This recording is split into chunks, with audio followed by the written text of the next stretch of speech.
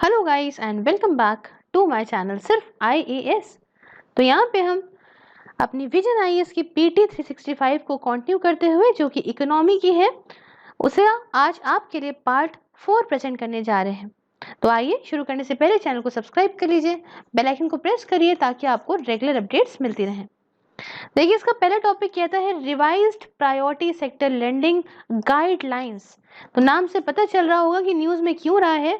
देखिए न्यूज में इसलिए रहा है क्योंकि recently reserve Bank of India ने यहाँ पे प्रायोरिटी सेक्टर लेंडिंग की गाइडलाइंस को रिवाइज करा है ताकि इसमें इंक्लूड कर सके एंटरप्रेन्योरशिप को और उसके साथ रिन्यूएबल रिसोर्सेज को आपके इमर्जिंग जो नेशनल प्रायोरिटीज हैं उनके साथ में।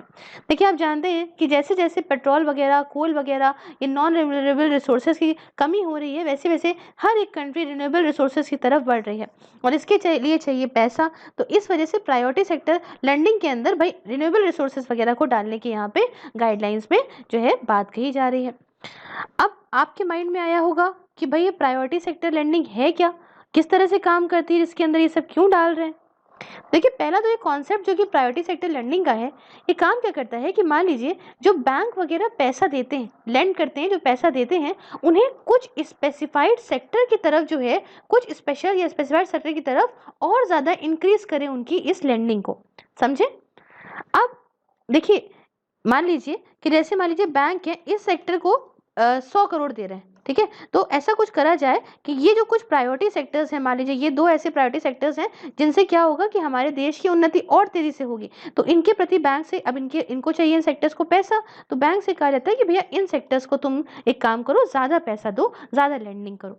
इतनी बात समझ में आ गई। तो ये प्रायोरिटी सेक्टर बन जाते हैं। अब देखिए जब रेट ऑफ इंटरेस्ट की यहाँ पे बात करें, है ना, कि बैंक के लोन पे रेट ऑफ इंटरेस्ट जो लगाया जाता है इसमें किसका डायरेक्शन होता है।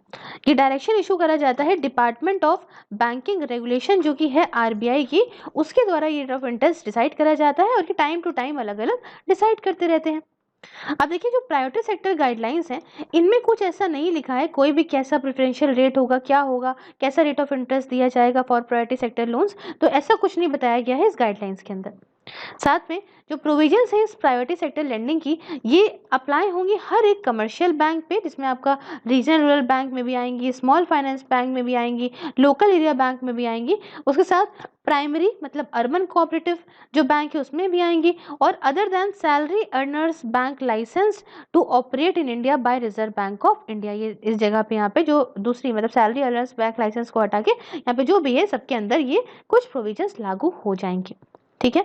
इसमें सारे शेड्यूल कमर्शियल बैंक्स और फॉरेन बैंक्स जिसके जो इंडिया के अंदर जो जिनका अच्छा खासा साइज इंडिया में प्रेजेंट है, ये यहाँ पे मैंडेट है इनके लिए कि यहाँ पे 40% जो इनका एडजस्टेड नेट बैंक क्रेडिट है उसका 40% ये इन सारे सेक्टर्स को मतलब प्रायोरिटी सेक्टर को देंगे। साथ में अगर हम रीजनल रूरल बैंक की बात करें, कोऑपरेटिव बैंक की बात करें और स्मॉल फाइनेंस बैंक की बात करें तो इन्हें 75% अपना एडजस्टेड नेट बैंक क्रेडिट का इस प्रायोरिटी सेक्टर लेंडिंग में देना पड़ेगा। अब देखिए जो टोटल प्रायोरिटी सेक्टर लेंडिंग का टारगेट है इस अर्बन कोऑपरेटिव बैंक के लिए, इसे भी यहाँ पे बढ़ाया जाएगा।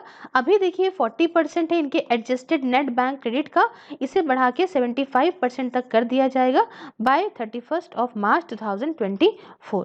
तो ये वाली बात है। अब compliance of bank is monitor on quarterly basis, किस तरह से बैंक काम कर रहे हैं, कैसे चीज़ें चल रही हैं, इसे यहाँ पे हर क्वार्टरली बेसिस पे मॉनिटर करा जाएगा, इस पे ध्यान दिया जाएगा।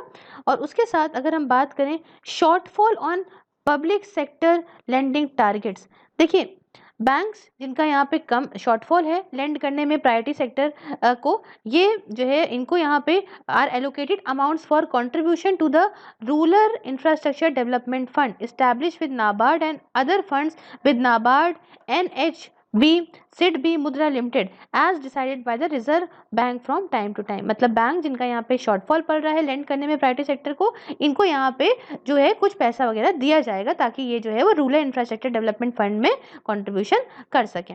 ठीक है, जो कि स्टैब्लिश है नाबार्ड के साथ में, कुछ दूसरे के साथ में जो आपकी जैसे नाबार्ड वगैरह जैसे मैंने आपको बताया। अब देखिए, अगर प्रायोरिटी सेक्टर के जो टारगेट्स हैं उन्हें अगर अचीव नहीं कर पाए तो सब टारगेट्स भी लिए जाएंगे अकाउंट में, वाइल इसमें कुछ रेगुलेटरी क्लियरेंसेस या अप्रूवल्स वगैरह भी दिए जाएंगे अलग अलग पर्पस के लिए। अलग अलग पर्पस के लिए आपको अप्रूवल लेना पड़ेगा या कुछ टाइम टू टाइम पे क्लियरेंसेस वगैरह लेने पड़ेंगे। अब यहाँ पे देखिए एक टॉपिक के अंदर बात आती है priority sector lending certificate, PLSCs क्या है। देखिए, priority sector lending certificate mechanism के अंदर जो सेलर होता है वो यहाँ पे बेचता है, सेल करता है fulfilment of priority sector obligations, and जो बायर होता है वो बाय करता है obligation with no transfer of risk और लोन असेट। मतलब इससे क्या होता है कि बैंक वगैरह जो है वो यहाँ पे जो भी प्रायोरिटी सेक्टर लेंडिंग का टारगेट है उसे पा पाते हैं, सब टारगेट को पा पाते हैं परचेज के थ्रू इन सारे इंस्ट्रूमेंट्स की in the event of shortfall, जब शॉर्टफॉल होता है तब। फिर समझ लीजिए कि इस मैकेनिज्म के अंदर जो सेलर है वो यहाँ पे सेल करता है fulfilment of priority sector obligation, जो प्रायोरिटी सेक्टर ऑब्लिगेशन है उनको उनकी फुलफिलमेंट यहाँ पे सेलर बेचेगा और बायर यहाँ पे खरीद लेगा जो भी ऑब्लिगेशन है with no transfer of risk और लोन असेट। तो इससे जो भी टारगेट है वो टारगेट भी पूरे हो गए इन इंस्ट्रूमेंट्स को खरीद के शॉर्टफॉल के टाइम पे। और ये यहाँ पे क्या करता है, इंसेंटिवाइज भी करता है सरप्लस बैंक को, क्योंकि ये अलाउ करता है उनको कि आप अपना एक्सेस जो अचीवमेंट है ना, अचीवमेंट ओवर टारगेट है, उसे आप बेच दीजिए, thereby enhancing lending to the categories under priority sector. अब ऐसे समझो बात को कि यहाँ पे ये एक बैंक है, यहाँ पे दूसरा बैंक है। अब मान लो 10 का टारगेट दोनों को दिया गया है। अब इस बैंक ने क्या करा कि 15 का 10 से ऊपर 5 और कर लिया, 15 तक का टारगेट पूरा कर लिया। लेकिन जो पहला वाला बैंक था इसने सिर्फ जो है वो 5 ही कर पाया था। मतलब इससे क्या हुआ कि पहले वाले बैंक का जो है वो टारगेट पूरा नहीं हो पाया और दूसरे वाले बैंक का जो ओवर अचीव हो गया टारगेट।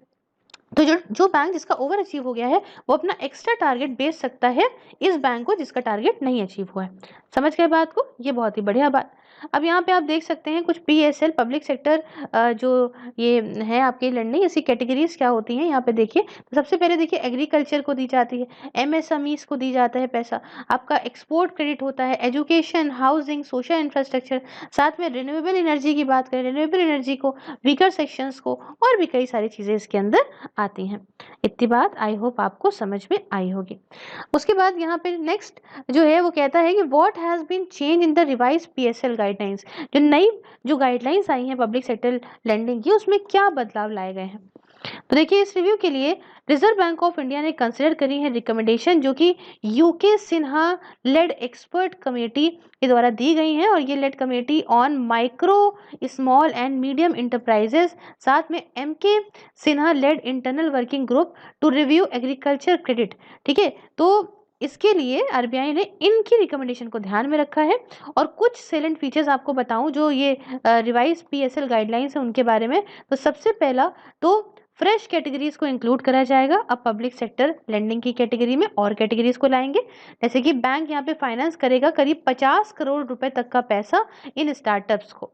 साथ में जो लोन्स वगैरह किसानों को दिए जाएंगे यहाँ पे सोलर पावर प्लांट को इंस्टॉल करने के लिए, ताकि यहाँ पे क्या हो, जो ग्रिड कनेक्टेड एग्रीकल्चर पंप हैं, ग्रिड कनेक्टेड एग्रीकल्चर पंप है उनका सोलराइजेशन हो। ठीक है, सोलर पावर प्लांट से चलेंगे तो भैया पैसा वगैरह, बिजली वगैरह बचेगी। तीसरा किस लिए है कि भाई यहाँ पे सेटअप करें कंप्रेस्ड बायोगैस प्लांट्स भी। ठीक है, CBG भी। उसके बाद यहाँ देखिए क्या चेंज करा गया है, दूसरा हायर वेटेज। ठीक है, इसको असाइन करा गया है इंक्रीमेंटल प्रायोरिटी सेक्टर क्रेडिट में in identified district where priority sector credit flow in comparatively low. अब यहाँ पे है ज्यादा वेटेज कहाँ पे दिया जाएगा, ऐसी डिस्ट्रिक्ट में दिया जाएगा जहाँ पे प्रायोरिटी सेक्टर को जो पैसा दिया जाता है वो और डिस्ट्रिक्ट के कंपैरिजन में थोड़ा सा कम है। ठीक है, तो वहाँ पे ज़्यादा ध्यान दिया जाएगा। तीसरी बात, जो टारगेट दिए जाएंगे स्मॉल एंड माइनर फार्मर्स को, साथ में वीकर सेक्शंस को, ये भी बढ़ा दिए गए हैं, फेज वाइज मैनर में बढ़ाए जाएंगे टारगेट्स भी। ठीक है, कि मतलब ये पैसा जो आप देते हो स्मॉल एंड माइनर फार्मर्स को, वीकर सेक्शंस को, तो इस पैसे को भी आप बढ़ाओगे, लेकिन फेज वाइज मैनर में इस चीज़ को बढ़ाया जाएगा। हायर क्रेडिट लिमिट, तो ये यहाँ पे स्पेसिफाई करा गया है फार्मर प्रोड्यूसर ऑर्गेनाइजेशन या फिर फार्मर प्रोड्यूसर कंपनीज के लिए, कि भैया आप जो ऐसी जो कंपनीज वगैरह हैं जो कि फार्मिंग को जो है अंडरटेक करती हैं with assured marketing of their produce at a pre determined price. अब यहाँ पे समझिए क्या कहता है, हायर क्रेडिट लिमिट दी जाएगी, है ना, ये स्पेसिफाई करी गई है फार्मर प्रोड्यूसर ऑर्गेनाइजेशन को या फार्मर प्रोड्यूसर कंपनीज को, जो कि फार्मिंग जो है अंडरटेक करती है, farming with assured marketing of their produce, ताकि इनकी जो प्रोड्यूस इनकी अश्योर्ड मार्केटिंग हो सके प्री डिटरमाइंड प्राइस पे। उसके बाद लोन लिमिट्स रिन्यूएबल एनर्जी के लिए इसके डबल कर दिया गया है। अगर आप रिन्यूएबल एनर्जी के लिए लोन ले रहे हैं तो इसकी लिमिट को यहाँ पे डबल कर दिया गया है इनके इन सारे बैंक्स के अंदर। और ताकि हेल्थ इंफ्रास्ट्रक्चर में इम्प्रूवमेंट आए तो क्रेडिट लिमिट जो कि हेल्थ इंफ्रास्ट्रक्चर की है, इसे भी यहाँ पे जो है मतलब उन सारे के आयुष्मान भारत के अंदर भी जो लिया जाएगा, तो भाई इसको क्रेडिट लिमिट को यहाँ पे हेल्थ इंफ्रास्ट्रक्चर के अंदर भी डबल कर दिया गया है। तो ये कुछ रिवाइज गाइडलाइंस है प्राइवेट सेक्टर लैंडिंग को लेके। फिर बात आती है स्मॉल फाइनेंस बैंक की। नेक्स्ट टॉपिक है न्यूज में क्यों रहे हैं स्मॉल फाइनेंस बैंक। देखिए कई सारे स्मॉल फाइनेंस बैंक जो है अब वो प्रिपेयर कर रहे हैं कि वो इनिशियल पब्लिक ऑफरिंग को लॉन्च करेंगे। ठीक है, अभी हम समझेंगे सब क्या है क्या नहीं है। तो इनिशियल पब्लिक ऑफरिंग को लॉन्च करेंगे। आइए न्यूज के बारे में कुछ और बात जानते हैं। तो ये स्मॉल फाइनेंस बैंक है, ये उम्मीद लगाए बैठे हैं कि अब ये जो है वो एक्सटेंशन पाएंगे इन देयर लिस्टिंग डेडलाइन। जिनकी लिस्टिंग डेडलाइन है उसमें थोड़ा इनको हो सकता है एक्सटेंशन मिले। और आरबीआई गाइडलाइंस जो है, आरबीआई की जो रिजर्व बैंक ऑफ इंडिया की गाइडलाइंस है, उनके हिसाब से स्मॉल फाइनेंशियल बैंक को क्या करना है कि लिस्ट करना है with in 3 years of their net worth reaching 500 crore. अब इसको आसानी से समझते हैं। देखिए रिजर्व बैंक ऑफ इंडिया ने गाइडलाइंस निकाली, उनके हिसाब से बात ये थी कि जो स्मॉल फाइनेंस बैंक है ये अपने आप को लिस्ट करेंगे, 3 सालों के भीतर लिस्ट करेंगे। जैसे ही इनकी नेट वर्थ 500 करोड़ पहुंचेगी उसके 3 साल के अंदर ही जो है ये अपने आप को लिस्ट कर लेंगे। तो अब इनके क्या सोच रहे हैं, ये स्मॉल फाइनेंस बैंक सोच रहे हैं कि हमें यहाँ पे 3 साल से ज्यादा एक्सटेंशन मिल जाएगा अपनी लिस्टिंग डेडलाइन में। इतनी बात समझ में आ गई आपको। अब आपको समझाती हूँ कि स्मॉल फाइनेंस बैंक आखिरकार होते क्या है। देखिए ये सारे जो हैं ये प्राइवेट फाइनेंशियल इंस्टीट्यूशन है। ठीक है, इनका ऑब्जेक्टिव ये है कि हम फाइनेंशियल इंक्लूजन करें बिना किसी रिस्ट्रिक्शन के एरिया ऑफ ऑपरेशन में। जैसे कि रीजनल रूरल बैंक वगैरह, लोकल एरिया बैंक वगैरह होते हैं ना, इनके पास कुछ रिस्ट्रिक्शंस होती हैं। तो ये यहाँ पे क्या होता है, इनका ऑब्जेक्टिव होता है फाइनेंशियल इंक्लूजन का, लेकिन बिना किसी रिस्ट्रिक्शन के जहाँ पे भी काम कर रहे हैं वहाँ पे। ये यहाँ पे बेसिक बैंक सर्विस दे सकते हैं, जैसे कि डिपॉजिट वगैरह कर लेंगे या लेंडिंग वगैरह कर लेंगे। अनबैंक्ड सेक्शन को, जैसे कि जो स्मॉल फार्मर्स हैं उनको दे देंगे जहाँ पे बैंक वगैरह नहीं है। कुछ माइक्रो बिजनेस इंटरप्राइज को दे देंगे ये क्या कहते हैं पैसा वगैरह, या माइक्रो एंड स्मॉल इंडस्ट्रीज को दे देंगे, या अनऑर्गेनाइज सेक्टर एंटिटीज को दे देंगे। समझे, थोड़ा बहुत ये बैंक वाला काम करते हैं। अब कुछ ऑपरेशनल जो आपके स्मॉल फाइनेंस बैंक इंडिया के अंदर है, नाम सुनिए समझ जाएंगे। उसमें आपका एक आता है उज्जीवन स्मॉल फाइनेंस बैंक, एक बहुत फेमस है जन लक्ष्मी स्मॉल फाइनेंस बैंक। अब देखिए ये किसी के द्वारा, किस कमेटी के द्वारा प्रपोज करे गए थे। देखिए कमेटी का नाम था नाचिकेत मोर कमेटी, और जो आरबीआई की थी इसके थ्रू ये प्रपोज करे गए थे as one of the differentiated banking system for credit outreach and announce in the budget 2014। 2014 के बजट में इनको अनाउंस करा गया था। ये एक बात थी कि भाई अलग तरह का बैंकिंग सिस्टम होगा जो दूर दराज के इलाकों तक पहुंच पाएगा। अब देखिए यहाँ पे हम समझेंगे, कुछ चीज़ें जानते हैं कि आखिरकार पेमेंट बैंक और ये स्मॉल फाइनेंस बैंक में क्या डिफरेंस होता है। ठीक है, तो सबसे पहले देखिए कौन प्रमोट करता है इन पेमेंट बैंक को। देखिए प्रीपेड कार्ड यूजर हो गए, जैसे आप पेज़ैप वगैरह थे अभी, पेटीएम वगैरह देखा ना, तो ये सब तो प्रीपेड कार्ड यूजर हो गए, टेलीकॉम कंपनीज हो गई, एनबीएफसीज हो गई, बिजनेस करस्पॉन्डेंस हो गए, सुपरमार्केट चेन हो गई, कॉर्पोरेट्स हो गए, रियल्टी सेक्टर को ऑपरेशंस हो गए, पीएसयूज हो गए। तो इन सबको ये पेमेंट बैंक को प्रमोट करते हैं। लेकिन अगर हम स्मॉल फाइनेंस बैंक की बात करें तो इंडिविजुअल्स भी हो सकते हैं, प्रोफेशनल्स भी हो सकते हैं जिनका 10 साल का एक्सपीरियंस होता है फाइनेंस में, या एनबीएफसीज हो सकती हैं, या कुछ माइक्रो फाइनेंस वगैरह कॉर्पोरेशन हो सकते हैं, या लोकल एरिया बैंक हो सकते हैं जो इनको प्रमोट कर सकते हैं। दूसरी बात कि व्हाट दे मस्ट डू, ये क्या करना चाहिए। तो इनका सबसे पहले समझिए, जो पेमेंट बैंक है इनके पास मिनिमम कैपिटल करीब 100 करोड़ रुपीस की होनी चाहिए। ये 75% डिपॉजिट जो है वो गवर्नमेंट बॉन्ड्स में इन्होंने कर रखा हो, मेंटेन कर रखे हो। साथ में 25% डिपॉजिट जो है दूसरे बैंक में इनका हो, और इनका एटलीस्ट 26% डिपॉजिट जो है वो इंडियंस के द्वारा जो है वो किया गया हो, and have at least 21 investment by Indians, मतलब 26% इन्वेस्टमेंट जो है इंडियंस के द्वारा इनके अंदर किया गया हो। उसके बाद लिस्टेड हो अगर इनकी नेट वर्थ 500 करोड़ से ज़्यादा है तो। साथ में 25% जो ब्रांचेस हैं इनकी वो अनबैंक्ड एरियाज में हो, मतलब ऐसे एरिया में हो जहाँ पे बैंक वगैरह ना हो। साथ में ये फुल्ली नेटवर्कड हो, टेक्नोलॉजी वगैरह इनके अंदर हो, टेक्नोलॉजी ड्रिवन हो, और इनके पास करीब 1 लाख जो है कैप हो डिपॉजिट्स की इन वन अकाउंट। ठीक है, मतलब एक अकाउंट में 1 लाख से ऊपर जो है वो नहीं जमा करा सकता। एयरटेल पेमेंट बैंक सुना है ना, इसमें 1 लाख तक की आपको लिमिट मिल जाती है। अब उसके बाद अगर हम स्मॉल फाइनेंस बैंक की बात कर लें तो इसमें क्या है ना, व्हाट दे मस्ट डू, क्या करने चाहिए। तो पहली चीज तो इनकी मिनिमम कैपिटल 100 करोड़ की होनी चाहिए। एक्सटेंड करें 75% लोन को ये प्रायोरिटी सेक्टर को दें। 25% जो इनकी ब्रांचेस हो वो अनबैंक्ड एरियाज में हो जहाँ पे बैंक वगैरह ना हो। साथ में रिजर्व रिक्वायरमेंट ये पूरी मेंटेन करें। उसके बाद इंडिविजुअल्स और ग्रुप्स को जो है यहाँ पे इनकी जो नेटवर्थ है कैपिंग कैसे करेंगे लोन देने की। देखिए इंडिविजुअल्स को लोन ये अपनी नेटवर्थ का 10% तक दे सकते हैं और यहाँ पे ग्रुप्स को ये 15% तक अपनी नेटवर्थ का लोन दे सकते हैं। साथ में इनका जो है बिजनेस करस्पॉन्डेंस नेटवर्क होना जरूरी है। ठीक है, उसके बाद what they can do, what they must do मैंने आपको बता दिया। अब इन्हें ये क्या क्या कर सकते हैं। देखिए पेमेंट बैंक का पहले मैं बताऊं तो पहली चीज तो ये इंटरनेट बैंकिंग दे सकते हैं। साथ में म्यूचुअल फंड्स वगैरह दे सकते हैं, इंश्योरेंस दे सकते हैं, पेंशन दे सकते हैं। साथ में बिल पेमेंट सर्विस कस्टमर्स को अपने दे सकते हैं। एटीएम या बिजनेस करस्पॉन्डेंस ये अपने जो है लगा सकते हैं, या ये जो है दूसरे बैंक की जो है बीसी के तौर पे काम कर सकते हैं।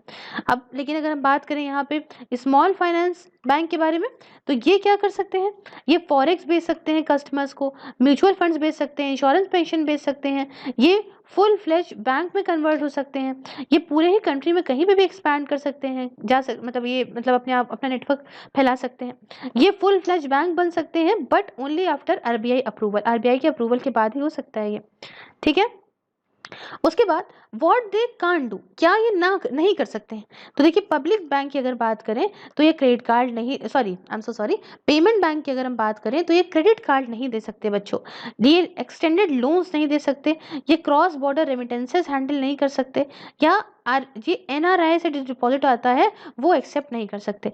वही जगह अगर हम स्मॉल फाइनेंस बैंक की बात करें तो ये क्या कर सकते हैं, ये एक्सटेंड कर सकते हैं लार्ज लोन्स को, फ्लोट सब्सिडरीज, साथ में ये डील नहीं कर सकते सोफिस्टिकेटेड फाइनेंशियल प्रोडक्ट्स के साथ में, मतलब ये जो एक्सटेंड लार्ज लोन्स होता है ना, एक्सटेंडेड लोन्स, ये नहीं कर सकते हैं। ये मैंने जो है आपको थोड़ा सा बाय मिस्टेक बता दिया, I am so sorry for this. जो स्मॉल फाइनेंस बैंक है ये भी एक्सटेंड नहीं कर सकते लार्ज लोन्स को या फ्लोट सब्सिडीज को, या सोफिस्टिकेटेड फाइनेंशियल प्रोडक्ट में ये डील नहीं कर सकते। ठीक है, और एक चीज़ जो मैंने स्टार्टिंग में आपको बताई थी इनिशियल पब्लिक ऑफरिंग, तो ये पता है क्या होता है, कि जब जो है प्राइवेट जो भी बॉडी है वो जो अपने शेयर्स वगैरह पब्लिक में देती है तब इसे कहते हैं यहाँ पे इनिशियल पब्लिक ऑफरिंग। ठीक है, तो हमने यहाँ पे कुछ स्मॉल फाइनेंस बैंक के बारे में बात कर ली बच्चों। अब आता है नेक्स्ट टॉपिक। नेक्स्ट टॉपिक कहता है भाई साहब कि restructuring recovery and management of stressed asset. तो कुछ इंट्रोडक्शन की बात करें, देखिए जो स्ट्रेस असेट हैं है ना, ये इस स्केल पे हैं और एसोसिएटेड जो इनसे मिली हुई जो इसकी वजह से जो क्राइसिस आ जाती है तो इनकी वजह से रिजल्ट क्या हुआ है, बहुत सारे फ्रेमवर्क्स को बना दिया गया है। जैसे कि पहला जो है सर फैजी 2002 का फुल फॉर्म क्या होता है इस सर फैजी का, देखिए यहाँ पे इसका फुल फॉर्म है securitization and reconstruction of financial assets and and enforcement of security interest act. फिर समझिए, securitization and reconstruction of financial assets and enforcement of security interest act, तो इसे बोलते हैं शॉर्ट फॉर्म में सर फैजी, 2002 का है। दूसरा फ्रेमवर्क लाया गया था भाई इंसॉल्वेंसी एंड बैंकरप्सी कोड, ये तो बहुत फेमस है। तीसरा लाया गया था असेट रिकंस्ट्रक्शन कंपनीज। उसके बाद चौथा था corporate restructuring schemes under section number 230 to 232 of the companies act. और ये जो स्कीम्स का जो प्रोसेस है वो जो है वो प्रिमाइज करा गया है डेटर इन पोजेशन, है ना, ये प्रिमाइज करा गया है on debtor in possession and scheme जो है वो बाइंडिंग है on a company and all it's creditors and share holders. Scheme क्या है ये, कॉर्पोरेट रीस्ट्रक्चरिंग स्कीम। ठीक है, इसके साथ देखिए सारी चीज़ों के साथ बहुत सारे और भी आइडिया जैसे कि बैड बैंक्स और काफ़ी कदम भी उठाए जा रहे हैं किस तरीके से जो है जो प्रोविजनलाइज करें लोन्स को, स्पेशल रेजोल्यूशन प्लान्स को कोविड-19 के चलते, है ना, ये सब भी काफ़ी कदम उठाए गए हैं क्योंकि देखिए बहुत सारी दिक्कत आ रही है हमारे यहाँ असेट्स को बहुत दिक्कत है, ठीक है। तो इन सबको करने के लिए कुछ ना कुछ अब लोन्स वगैरह क्या होते हैं कि भाई जो है हो जाते हैं, एनपीए बढ़ जाता है, कुछ भी दिक्कत आ जाती है, तो अब जो घाटा होता है इसके लिए बहुत सारे ये इन सारे फ्रेमवर्क्स के तहत इसको जो है वो डील करना लग गए हैं। तो अब एक एक करके हर एक को समझेंगे। सबसे पहले यहाँ पे जो हम बात करेंगे वो बात करेंगे सरफेजी एक्ट के बारे में, ठीक है। तो सरफेजी का मैंने आपको ये शॉर्ट फॉर्म यहाँ पे देखिए स्क्रीन पे लिखा हुआ है, लेकिन फुल फॉर्म मैंने आपको यहाँ पे बता दिया। तो इसके लिए भाई सरफेजी आप देख सकते हैं इस एक्ट का, पहले से सरफेजी का फुल फॉर्म क्या है एक बार फिर समझ लीजिए। देखिए इसका फुल फॉर्म है भाई securitization and reconstruction of financial assets and enforcement of security interest act. अब न्यूज में क्यों रहा है ये समझते हैं। देखिए एक 5 जज की कॉन्स्टिट्यूशनल बेंच, ठीक है, 5 जज की कॉन्स्टिट्यूशनल बेंच जो कि सुप्रीम कोर्ट की थी, इन्होंने रिसेंटली हेल्ड किया है कि जो कोऑपरेटिव बैंक हैं वो यूज कर सकते हैं इस सरफेजी एक्ट का अपने डेब्ट्स वगैरह को रिकवर करने के लिए डिफॉल्टर्स से, और साथ में जो भी उनकी असेट्स वगैरह है उन्हें सीज कर सकते हैं, सेल कर सकते हैं, ताकि इनके जो ड्यूज हैं उन्हें रिकवर कर सकें। फिर समझिए 5 जज की कॉन्स्टिट्यूशन बेंच जो कि सुप्रीम कोर्ट है उन्होंने कह दिया है कि भाई आप सुनो, कोऑपरेटिव बैंक आप यूज कर लो इस सरफेजी एक्ट का, और अपना जो भी पैसा जो भी बकाया है और जिसके थ्रू भाई ये बंदा है मान लीजिए ये पैसा नहीं दे पा रहा है, तो क्या कर सकते हैं ये सारे बैंक अब इसकी जो भी प्रॉपर्टी है जो भी एसेट्स है उसको बेच के अपने इस पैसे की रिकवरी कर सकते हैं। क्लियर है। अब जानते हैं न्यूज़ के बारे में और कुछ बातें। देखिए कॉन्स्टिट्यूशन बेंच जो है उसने ये बात कही कि parliament has legislative competence to provide for procedure for recovery of loan for all CBs, मतलब CBs का मतलब क्या होता है, cooperative banks under the SARFAESI act. तो इसने बेंच ने बात कही कि पार्लियामेंट, देखिए यहाँ पे इनका लॉ के तहत ये चीज़ है कि आप यहाँ पे जो है आप प्रोसीजर जो भी होता है रिकवरी करने का लोन का सारे कमर्शियल बैंक के लिए अंडर सरफेजी एक्ट कर सकते हैं, और जो भी इनका बकाया पैसा है जो भी ड्यूज है उसकी रिकवरी वो एसेंशियल फंक्शन है। भाई देखिए अगर बैंकिंग चलनी है तो ऑब्वियस सी बात है जो पैसा इन्होंने लोन के तौर पे दिया है उसे वापस भी तो मिलना चाहिए। चलता जाएगा तो बैंक डूब जाएगा, तो इसलिए बहुत ज़रूरी है इनका पैसा मिलना अगर हमें बैंकिंग इंस्टीट्यूशन को चलाना है। साथ में जो कोऑपरेटिव बैंक्स हैं, ठीक है, ये जो रजिस्टर्ड है स्टेट लॉस के अंदर, जैसे कि आपका MSCBs वगैरह, ये यहाँ पे रिकवर्ड ये यहाँ पे कवर करे जाएंगे इस entry of 45 of union list के अंदर, ठीक है। एंट्री 45 जो है यूनियन लिस्ट उसके अंदर ये सारे के सारे जो आपके बैंक्स हैं कोऑपरेटिव बैंक्स हैं इनको यहाँ पे कवर करा जाएगा जो कि रजिस्टर्ड है अंडर स्टेट लॉ। अब देखिए ये कोऑपरेटिव बैंक जो है जो आपकी ऐसी एक्टिविटीज़ में इन्वॉल्व हैं जो कि बैंकिंग से कवर जो कि रिलेटेड हैं to banking are covered under banking company for the purpose of the BR act 1949, मतलब बैंकिंग रिलेशन एक्ट 1949। फिर समझिए यहाँ पे कहना चाहता है कि भाई जो भी यहाँ पे कोऑपरेटिव बैंक जो कि ऐसी एक्टिविटीज़ में इन्वॉल्व हैं जो कि रिलेटेड है बैंकिंग से और ये कवर होती है बैंकिंग कंपनी के अंदर for the purpose of the banking regulation act 1949, तो ये सारे के सारे भी जो है इसके अंदर आएंगे। और साथ में जो या कोई भी दूसरे लॉ के अंदर जो भी बैंक से रिलेटेड होता है RBI एक्ट के अंदर वो सारे के सारे जो भी आपके कोऑपरेटिव बैंक है वो इसके अंदर आएंगे।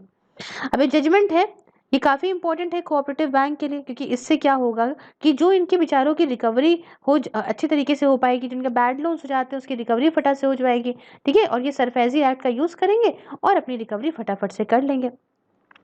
अब इतनी तारीफ जो हम सुन रहे हैं सरफेजी एक्ट 2002 की, ये है क्या भैया जिसके थ्रू ये लोग अपना पैसा वापस पाए ले रहे हैं। देखिए इस एक्ट को जो है वो फ्रेम करा गया था ताकि जो भी प्रॉब्लम आती है NPA की, मतलब नॉन परफॉर्मिंग असेट्स की, इसे यहाँ पे ख़त्म कर सके, बैड असेट की प्रॉब्लम को ख़त्म कर सके। जो भी बेचारे बैंक्स या फाइनेंशियल इंस्टीट्यूशंस अलग अलग जो है प्रॉब्लम झेलते हैं, पैसा दिया पैसा गया डूब, तो इसको जो है वो एड्रेस करते हैं अलग अलग डिफरेंट मैकेनिज्म के थ्रू।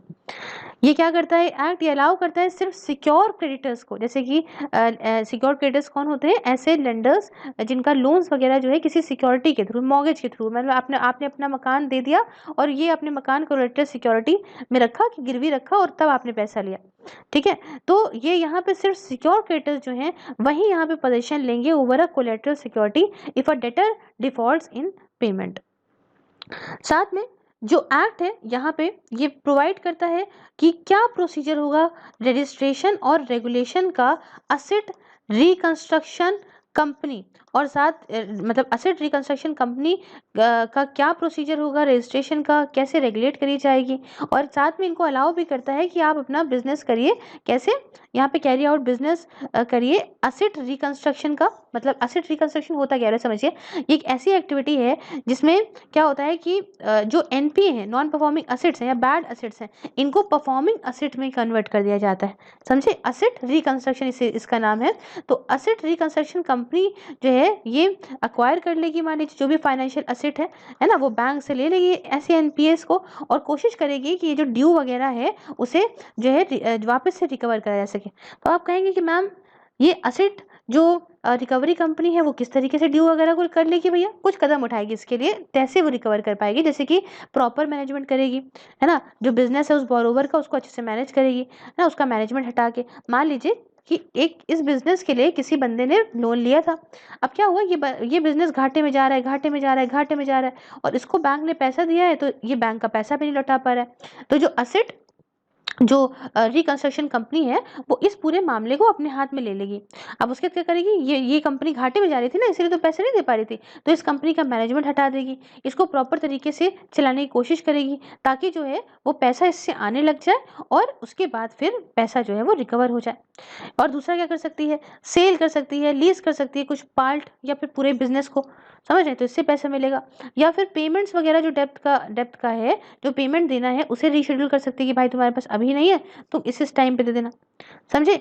उसके बाद जो मैंने इसका फुल फॉर्म का जो पहला वर्ड था सिक्योरिटाइजेशन, तो ये क्या होता है सिक्योरिटाइजेशन, ये देखिए एक ऐसा प्रोसेस है जिसमें जो अभी के लोन्स है, एग्जिस्टिंग लोन्स है, उनको कन्वर्ट कर दिया जाता है मार्केट सिक्योरिटीज में इन असेट रिकंस्ट्रक्शन कंपनीज के द्वारा। कैसे, सिक्योरिटी रिसीट्स को इशू करके, ठीक है। अभी के जो क्या करोगे आप, एग्जिस्टिंग लोन्स को आप मार्केटेबल सिक्योरिटी में कन्वर्ट कर दो। उसके बाद इसके अंदर इस एक्ट के अंदर क्या है कि enforcement of security interest by lenders without the intervention of the court. इसमें क्या है कि सिक्योरिटी जो इंटरेस्ट है ना, इसका इन्फोर्समेंट बाय लेंडर्स, इसमें कोई भी इंटरवेंशन कोर्ट का नहीं होगा। इसमें क्या करेंगे, एक नोटिस दी जाएगी, 60 डेज का पीरियड की नोटिस दी जाएगी उस बोरोवर को जो डिफॉल्टर है, मतलब जो पैसे नहीं दे पा रहा है उसको 60 डेज की नोटिस दी पाएगी, या फिर कोई बैंकिंग इंस्टीट्यूशन जो है उसके बाद क्या कर सकते हैं, उस 60 दिनों के बाद पोजीशन ले लेंगे, है ना, वही जो भी जो एसेट है उस बोरोवर के पास में जिसने पैसा लिया है नहीं दे पा रहा है उसको अपने में जब्त कर लेंगे। या फिर मान लीजिए कि किसी बिजनेस के लिए लोन लिया है तो उसके मैनेजमेंट को अपने हाथ में ले लेंगे, क्योंकि मैनेजमेंट की वजह से लॉस हो रहा हो, क्या पता सही से ना चला पा रहे हो। तीसरा, किसी भी ऐसे पर्सन को अपॉइंट कर सकते हैं जो ये सब मैनेज कर ले इनका। या फिर ये डेटर से कह सकते हैं बोरोवर के कि आप एक काम करो, ड्यूज पे कर दो with respect to the asset, ठीक है, आप कर दो। उसके बाद यार क्या कहता है, creation of a central registry.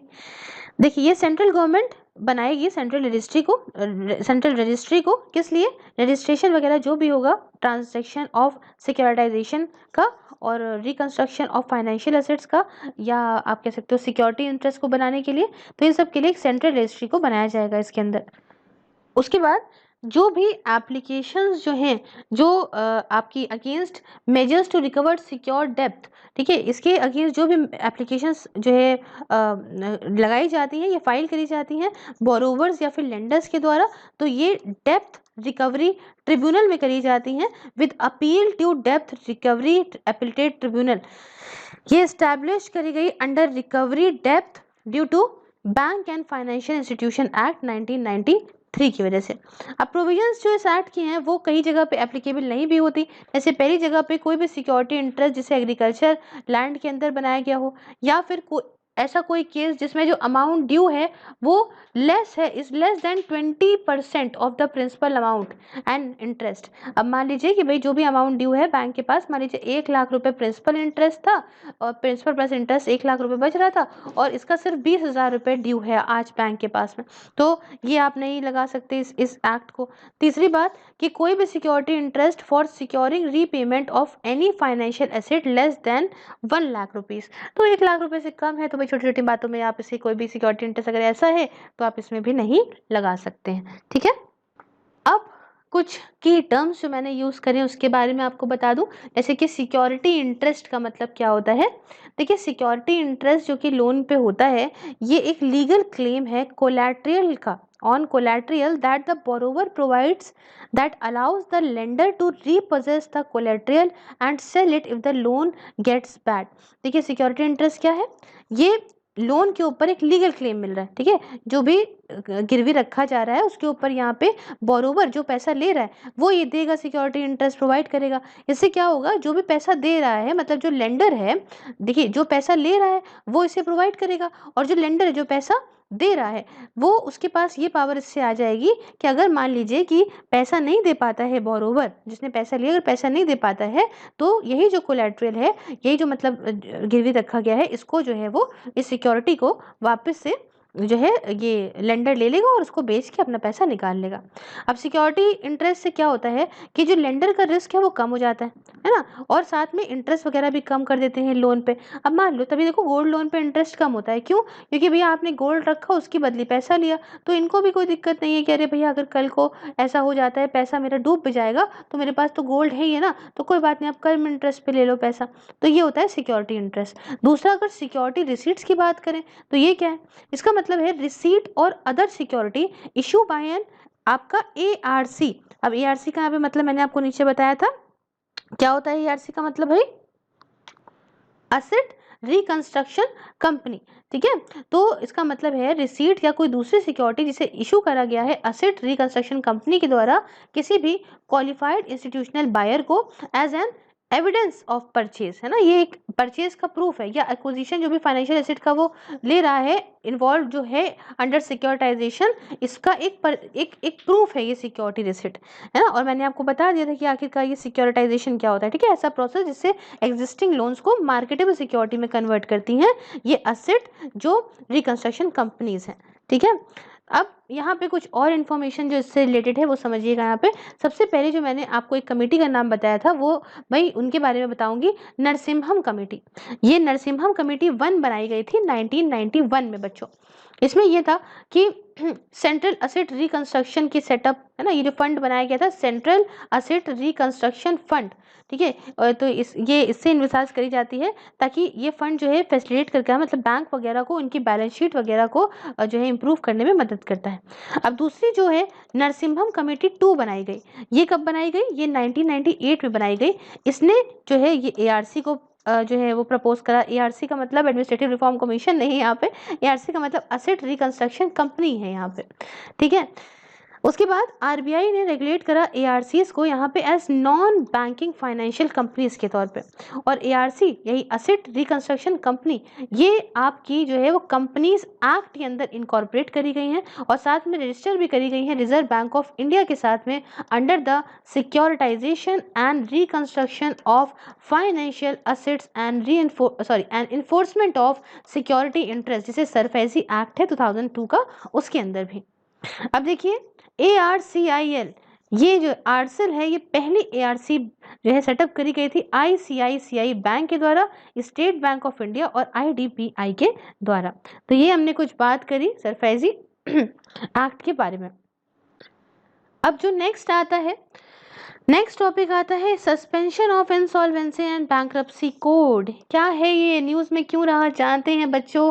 तो रिसेंटली पार्लियामेंट ने पास करा insolvency and bankruptcy code second amendment bill 2020 को, ताकि यहाँ पे कुछ रिलीफ दे सकें कॉरपोरेट्स को, क्योंकि देखिए यहाँ पैंडमिक आया, कुछ लॉकडाउन इतने टाइम तक लगा रहा और इसकी वजह से इकोनॉमिक एक्टिविटीज़ इन बेचारों की बहुत ज़्यादा हैम्पर करी, इसलिए इनको यहाँ पे रिलीफ प्रोवाइड करने के लिए पार्लियामेंट ने पास करा insolvency and bankruptcy code second amendment bill 2020। अब कुछ इंपॉर्टेंट फीचर्स आपको बताना चाहूंगी इंसॉल्वेंसी एंड बैंक्रप्सी कोड के बारे में। तो देखिए अगर कवर देखें तो सारे इंडिविजुअल्स को कवर करता है, कंपनीज को कवर करता है, लिमिटेड लायबिलिटी पार्टनरशिप को कवर करता है, साथ में पार्टनरशिप फर्म को भी कवर करता है। एडजुडिकेटिंग अथॉरिटी कौन है इसकी? National company law tribunal companies के लिए, साथ में LLPs जो है ये आपका जो है वो और साथ में डेप्थ रिकवरी ट्रिब्यूनल जो है वो इंडिविजुअल्स के लिए और पार्टनरशिप फर्म्स के लिए है। अब जो इंसॉल्वेंसी रेजोल्यूशन प्रोसेस है इसे कोई भी स्टेक होल्डर शुरू कर सकता है, फर्म का, चाहे वो फर्म हो, चाहे वो डेटर हो, चाहे वो क्रेडिटर हो, चाहे वो एम्प्लॉय हो, कोई भी इसको इनिशिएट कर सकता है इस पूरे रेजोल्यूशन प्रोसेस को।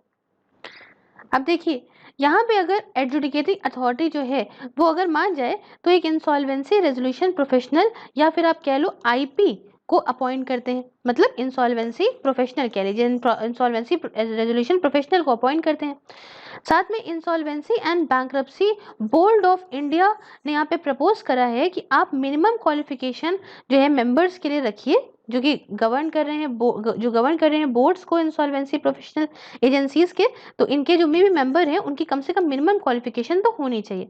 साथ में यहाँ पे जो insolvency and bankruptcy board of India है, ये क्या है, ये बच्चों एक स्टैट्यूटरी बॉडी है, मतलब एक एक्ट ऑफ द पार्लियामेंट के थ्रू बनाई गई है, जिसमें भाई ये लगातार देखती रहती है चीज़ों को, इंसॉल्वेंसी प्रोफेशनल के ऊपर देखती है, इंसॉल्वेंसी प्रोफेशनल एजेंसीज को देखती है, इंफॉर्मेशन यूटिलिटीज वगैरह को देखती है, तो बहुत सारा ध्यान ये रखती है।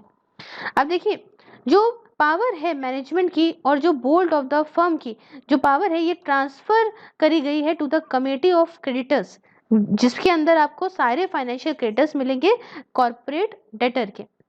अब ये जो आईपी है, आईपी मैंने आपको बताया, जो आईपी है तो ये क्या करेंगे, ये यहाँ पे डिसाइड करेंगे कि क्या इस कंपनी को रिवाइव करना चाहिए, इंसॉल्वेंसी रेजोल्यूशन जो है जिसके अंदर भाई क्या रिवाइव करना चाहिए कंपनी को, या फिर इसको लिक्विडेट कर दो, खत्म करो। अगर ये डिसाइड करते हैं कि रिवाइव करो, तो ये कुछ जो है ये यहाँ पे इनको कोई किसी ऐसे इंसान को ढूंढना पड़ेगा जो ऐसी कंपनी को, इस ऐसी फर्म को खरीदना चाहता हो। इतनी बात आपको समझ में आ गई। अब देखिए यहाँ पे अगर ये चूज करते हैं, they choose the party with the best resolution plan, और ये ऐसी पार्टी को चूज करेंगे जिसका सबसे बढ़िया रेजोल्यूशन प्लान होगा और ये एक्सेप्टेबल होगा ज़्यादातर मेजॉरिटी ऑफ क्रेडिटर्स को, मतलब आप कह लो 66% अगर क्रिटिकल डिसीजन के लिए एंड 51% रूटीन डिसीजन के लिए अगर मंजूर है तो ठीक है, और यहाँ पे मैनेजमेंट फिर उसके बाद फर्म का दे दिया जाता है उस पार्टी को। अब देखिए लॉ जो है प्रिस्क्राइब करता है कि जो ये इंसॉल्वेंसी रेजोल्यूशन का पूरा प्रोसेस है ये 180 दिन के अंदर कंप्लीट हो जाना चाहिए। ये उसके आगे एक्सटेंशन इसको 90 दिन की और मिल सकती है, मान लीजिए अगर कोई मतलब बहुत ही कॉम्प्लेक्स मामला है तो। अब डिसीजन मान लीजिए इस टाइम फ्रेम के अंदर नहीं हुआ, मतलब 180 प्लस 90 दिन, अगर इतने टाइम के अंदर डिसीजन नहीं लिया गया तो फर्म को यहाँ लिक्विडेट कर देंगे, खत्म करो। अब वाटरफॉल मैकेनिज्म जो कि इंसॉल्वेंसी एंड बैंक्रप्सी कोड के अंदर आता है वो क्या है, देखिए ये वाटरफॉल मैकेनिज्म जो है जो इस आईबीसी के अंदर आता है, ये प्रायोरिटी देता है सिक्योर्ड फाइनेंशियल क्रेडिटर्स को ओवर अनसिक्योर्ड फाइनेंशियल क्रेडिटर्स। जो अनसिक्योर्ड फाइनेंशियल क्रेडिटर्स हैं, जिन्होंने अनसिक्योर्ड पैसा लिया है, जो ये ऐसे क्रेडिटर्स हैं, उनको यहाँ पे कम प्रायोरिटी देता है comparatively to secured financial creditors. ये कहता है कि अगर कंपनी को लिक्विडेट किया जाएगा तो ये सारे जो सिक्योर्ड फाइनेंशियल क्रेडिटर्स हैं इनको पहले दिया जाएगा, क्योंकि सिक्योर्ड फाइनेंशियल क्रेडिटर्स हैं, इनको पहले पैसे दे दिया जाएगा, है ना। तो मतलब यहाँ पे पूरा ये क्लेम मांग सकते हैं, और before any sale proceedings are distributed to any other unsecured creditor. Unsecured जो क्रेडिटर हैं उनको पैसा देने से पहले सबसे पहले यहाँ पे किसको निपटाएंगे, आपके जो सिक्योर्ड फाइनेंशियल क्रेडिटर। जैसे आपको पता है ना कि जो बैंक, जब कोई कंपनी वगैरह जो है वो लिक्विडेट होती है तो क्या होता है कि सबसे पहले डेटर्स डिवेंचर्स वालों को पैसा मिलता है, फिर आपके प्रेफरेंशियल शेयर वालों को मिलता है, फिर एकदम आखिरी में इक्विटी शेयर वालों को मिलता है। तो ऐसे यहाँ पे भी चीज़ें रखी गई हैं। अब देखिए यहाँ पे अगर हम आपको बात बताएं कि भाई कि यहाँ पे कुछ रिलेटेड न्यूज़ और है इससे लेके, तो उसके बारे में अगर आपको बताएं तो देखिए pre PACS under insolvency and bankruptcy code. देखिए इस रिपोर्ट के हिसाब से जो सरकार है ये यहाँ पे अमेंड करेगी इंसॉल्वेंसी एंड बैंक्रप्सी कोड को, ताकि यहाँ पे कुछ प्री पैक्स को लाया जाए एज अ रेजोल्यूशन मैकेनिज्म। साथ में ये प्री पैक क्या होता है, अब आप ये कहोगे क्या बोल दिया मैम ने। देखिए प्री पैक एक एग्रीमेंट होता है जो रेजोल्यूशन के लिए होता है, किसी भी डेप्थ के या फिर जो कि डिस्ट्रेस कंपनी है उसके लिए। ये क्या करते हैं, इसमें एक अग्रीमेंट कर लेते हैं सिक्योर क्रेडिटर्स के साथ में और इन्वेस्टर्स के साथ में, है ना। पब्लिक बिडिंग करने की बजाय, यहाँ पे बोली लगाने की बजाय पब्लिक में किसी सिक्योर क्रेडिटर्स या इन्वेस्टर के साथ में एग्रीमेंट हो जाता है, तो इसे कहते हैं प्री पैक एग्रीमेंट। तो प्री पैक एग्रीमेंट में क्या होता है कि जो मैनेजमेंट है वो पूरा जो है कंपनी के हाथ में रहता है जब तक के लिए फाइनल एग्रीमेंट पे बात ना पहुंच जाए। और इस आपका इंसॉल्वेंसी एंड बैंक्रप्सी कोड के अंदर जो कंट्रोल है वो ट्रांसफर कर दिया जाता है फ्रॉम इनकम्बेंट मैनेजमेंट, जो भी मैनेजमेंट चल रहा है उससे यहाँ पे ट्रांसफर कर देते हैं, फिर जो कंट्रोल है उसे इंसॉल्वेंसी प्रोफेशनल को दे देते हैं, आईपी को देते हैं, जिससे क्या होता है कि जो है which lead to disruptions in the business. तो ये आईबीसी में ये प्रॉब्लम आ जाती है, लेकिन प्री पैक्स में क्या होता है कि चलो तब तक के लिए प्री पैक नहीं हो रहे हैं, तब तक के लिए पूरा मैनेजमेंट जो है उन्हीं के पास में जिनकी ये है। अब देखिए यहाँ पे आपके माइंड में जरूर आया होगा कि मैम ने पहले हमको बताया ये सरफेजी एक्ट और अब बता रही है इंसॉल्वेंसी एंड बैंक्रप्सी कोड, तो आखिरकार इन दोनों में डिफरेंस क्या है ये समझते हैं। देखिए जो इंसॉल्वेंसी एंड बैंक्रप्सी कोड है ये दोनों ही secured plus unsecured financial creditors को कवर करता है, लेकिन जो सरफेजी एक्ट है ये सिर्फ और सिर्फ सिक्योर्ड फाइनेंशियल क्रेडिटर्स को कवर करता है। अब आईबीसी में क्या होता है कि ये जो है ये जो कोड है ये यहाँ पे टेक प्रेसिडेंस ओवर सरफेजी एक्ट, मतलब ये पहले आएगा, सरफेजी एक्ट से पहले इसको महत्वता दी जाती है। लेकिन अगर सरफेजी एक्ट की बात करें तो जो इस एक्ट के अंदर पावर है ये जो है वो रिस्ट्रिक्टेड है थोड़ी सी। फिर आईबीसी की बात करें तो सेपरेट एडजुडिकेशन, जैसे मैंने आपको बताया अथॉरिटीज फॉर एलएलपी के लिए अलग, इंडिविजुअल्स के लिए अलग, है ना। लेकिन अगर यहाँ पे बात करें तो डीआरटी यहीं पे ऐड करती है एक एडजुडिकेटिंग अथॉरिटी के तौर पे। डीआरटी का मतलब डेप्थ रिकवरी ट्रिब्यूनल, ये सरफेजी एक्ट में सिर्फ और सिर्फ डेप्थ रिकवरी ट्रिब्यूनल ही है और कोई नहीं है। तो ये हमने डिफरेंस भी यहाँ पे जान ली। उसके बाद नेक्स्ट जो इसके अंदर टॉपिक है वो कहता है प्रोविजनिंग ऑफ लोन्स। तो ये प्रोविजनिंग ऑफ लोन्स क्या है, न्यूज़ में क्यों रहा है, समझते हैं प्यारे बच्चों। आरबीआई ने रिसेंटली प्रोवाइड करा है clarification special provisioning of loans को लेके विच आर अंडर मोरेटोरियम, जो मोरेटोरियम के अंदर चल रहे हैं। जानते हैं न्यूज़ के बारे में कुछ बात। देखिए आरबीआई ने यहाँ पे स्टिपुलेट किया है अप्रैल में कि जो लेंडिंग इंस्टीट्यूशन है जो पैसा देते हैं ये यहाँ पे 10% अपनी प्रोविजनिंग करेंगे, मतलब 5% ये 5% फ्रीज्ड ओवर 2 क्वार्टर्स, है ना, 2 क्वार्टर में 5% मान के चलिए ऐसे रखेंगे लोन उन लोन्स के ऊपर that are overdue but not yet NPAs and where moratorium has been approved. फिर समझिए हुआ क्या है बच्चों कि रिजर्व बैंक ऑफ इंडिया ने अप्रैल में बात कही कि जो लेंडिंग इंस्टीट्यूशन जो पैसा देते हैं यहाँ पे 10% प्रोविजनिंग रख ले, उन लोन्स के ऊपर रखें जो ओवर ड्यू तो है, मतलब उनका भी पैसा तो नहीं मिला है बट अभी तक नॉन परफॉर्मिंग एसेट भी नहीं बने हैं, और ये मोरेटोरियम पीरियड के जो मोरेटोरियम पीरियड है उसका अप्रूव है कि मतलब इतने वक्त तक पीरियड नहीं आया, पैसा नहीं आया, चलिए इतने वक्त तक और नहीं देंगे तो आपको दिक्कत हो जाएगी। अब देखिए इस लोन प्रोविजनिंग के अंदर क्या होता है समझते हैं। बैंक्स यहाँ पे क्या करते हैं कि कुछ जो पैसा कमाते हैं वो अलग रख देते हैं, है ना, ये जो भी फंड्स वगैरह देते हैं प्रिस्क्राइब परसेंटेज का उनके बैड असेट जो है उसके लिए, ठीक है। अब प्रोविजनिंग नॉर्म जो है जो प्रिस्क्राइब करे गए रिजर्व बैंक ऑफ इंडिया के द्वारा एज पर असेट क्लैरिफिकेशन, जैसे कि एग्जांपल बताऊं कि नॉर्मल प्रोविजनिंग जो एनपीए की है ये 15% है सिक्योर्ड लोन्स के लिए और 25% है अनसिक्योर्ड लोन्स के लिए, मतलब 15% आप सिक्योर्ड लोन्स के लिए आप पैसा अलग रखते जाओगे और 25% अनसिक्योर्ड लोन्स के लिए रखोगे। इसका मतलब कि जो अगर 100 करोड़ का लोन जो है वो नॉन परफॉर्मिंग एसेट बन जाता है या सब स्टैंडर्ड हो जाता है तो एटलीस्ट 15 करोड़ तो आप अलग रखें, जो बैंक है अलग रखें जो है इनकी इसकी अर्निंग से, ठीक है, प्रोविजन के तौर पे।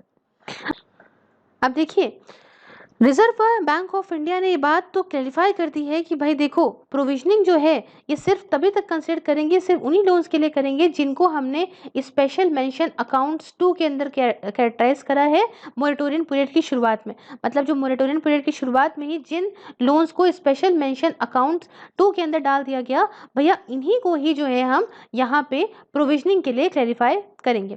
अब आप कहोगे स्पेशल मेंशन अकाउंट क्या है मैम, देखिए ऐसा अकाउंट है जो यहाँ पे which is exhibiting science of incipient stress resulting in the borrower defaulting in timely servicing of a debt obligation through the account though the account has not yet been classified as NPA। देखिए मतलब समझिए, देखिए अब ये जो special mention account में इसमें क्या ऐसे अकाउंट क्या होते हैं जो अभी साइंस दिखा रहे हैं, शुरुआत हुई है कि देखो भैया कि स्ट्रेस जो है होने लगा है और उसकी वजह से ही क्या हो रहा है कि जो बोरोवर है वो टाइमली पेमेंट नहीं कर पा रहा है, अपने जो है जो भी चीज़ें हैं वो नहीं दे पा रहा है, ठीक है। हालांकि जो अकाउंट है अभी तक वो एनपीए नहीं हुआ है, तो ऐसे अकाउंट जो होते हैं उन्हें हम लोग स्पेशल मेंशन अकाउंट बोलते हैं। अब देखिए असेट क्लासिफिकेशन जो आरबीआई के हिसाब से है वो क्या है, तो स्पेशल मेंशन अकाउंट क्लासिफिकेशन ये बेस्ड है लेंथ ऑफ टाइम पे फॉर विच प्रिंसिपल और इंटरेस्ट पेमेंट इज ओवरड्यू, ठीक है, किस वक्त तक जो है वो प्रिंसिपल और इंटरेस्ट जो है, प्रिंसिपल या फिर इंटरेस्ट जो है वो ओवर ड्यू रहा है। साथ में अब देखिए नॉन परफॉर्मिंग एसेट की बात करें, जिसमें प्रिंसिपल या फिर असेट पेमेंट जो है वो ओवर ड्यू है करीब 90 डेज से ज़्यादा, है ना, मतलब यहाँ पे, और या फिर दो जो क्रॉप सीजन है शॉर्ट ड्यूरेशन वाले क्रॉप्स वगैरह के लिए उनसे ज़्यादा, या फिर एक क्रॉप सीजन रहा है लॉन्ग ड्यूरेशन का उससे ज़्यादा। उसके साथ तीसरी बात, सब स्टैंडर्ड असेट की बात करें तो ये ऐसे असेट्स हैं जिनको जो that has remained NPA for a period less than और इक्वल टू 12 मंथ्स। ऐसे मतलब सब स्टैंडर्ड असेट ऐसे जो है असेट होते हैं जो एनपीए रहे हैं, मतलब नॉन परफॉर्मिंग असेट रहे हैं for the period less than या फिर इक्वल टू 12 मंथ, मतलब 12 महीने से कम या फिर 12 महीने तक। उसके बाद डबल असेट्स क्या होते हैं, देखिए assets that has remained in the sub standard category for the period of 12 months. तो सब स्टैंडर्ड कैटेगरी में जो रहे हों 12 महीनों तक के लिए उन्हें हम लोग डबल एसेट कहते हैं। और आखिरी में लॉस एसेट्स क्या होते हैं, लॉस एसेट्स मतलब एक ऐसे एसेट जहां पे लॉस जो है वो बैंक ने पता लगाया या इंटरनल या एक्सटर्नल ऑडिटर ने पता लगा लिया कि लॉस हुआ है, या फिर आरबीआई इंस्पेक्शन के थ्रू पता चला है, बट अमाउंट जो है वो अभी भी पूरी तरह से राइट ऑफ नहीं हुआ है। ठीक है, तो ये कुछ बात है।